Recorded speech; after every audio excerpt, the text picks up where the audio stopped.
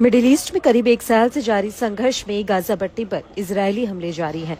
Israeli सेना पर आरोप है कि उसने अल मवासी में सेफ जोन पर भीषण बमबारी की, जिसमें कई महिलाएं और बच्चे जिंदा जल गए।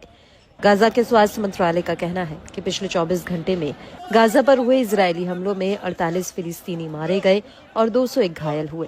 इन सब के बीच अब खबर ये भी आ रही है कि अल अक्सा शहीद ब्रिगेड ने शुक्रवार को 107 रॉकेटों का उपयोग करके मध्य गाजा में इजरायली सैनिक सभाओं और वाहनों को निशाना बनाया है।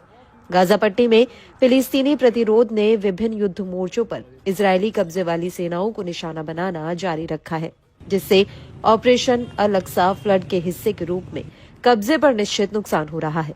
इससे पहले गुरुवार को ब्रिगेड ने पुष्टि की थी कि गाजा पट्टी के उत्तर में जबालिया कैंप के मध्य में अबू अल-ऐश स्ट्रीट पर सीधे हमले में एक इजरायली नामर वाहन को एंटी टैंक शेल से उड़ा दिया गया था। इस्लामिक प्रतिरोध आंदोलन हमास की सैन्य शाखा अल कसम ब्रिगेड ने घोषणा की थी कि उसके लड़ाके तेल में अल फलाह मस्जिद के बगल में एक एंटी कार्मिक तात्कालिक विस्फोटक के साथ 50 इजरायली सैनिकों वाले एक इजरायली पैदल सेना बल को निशाना बनाने में सक्षम थे।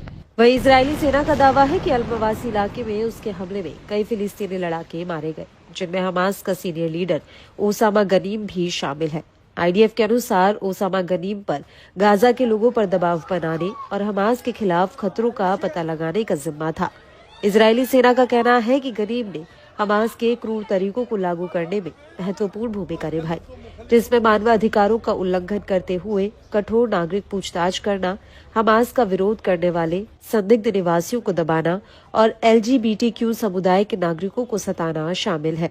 आईडीएफ का कहना है कि उसने हमले में नागरिकों को होने वाले नुकसान को कम करने के लिए कई कदम उठाए, जिसमें सटीक गोला बारूद, हवाई निगरानी और अन्य खुफिया जानकारी का उपयोग करना शामिल है। दरअसल हिजबुल्लाह के साथ सीज फायर के ऐलान के बाद गाजा पट्टी के कई क्षेत्रों में इजरायली हमले तेज हो गए हैं। नॉर्थ गाजा में स्थिति लंबे समय से काफी भयावह बनी हुई है।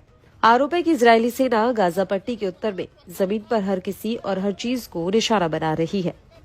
अल जजीरा की ताजा रिपोर्ट के मुताबिक शुक्रवार को इजरायली सेना ने कमाल अदवान अस्पताल पर एक बार फिर हमला किया है। इजरायली ड्रोन के हमले में अस्पताल के अंदर इलाज करवा रहे नागरिकों के एक समूह को निशाना बनाने का आरोप है।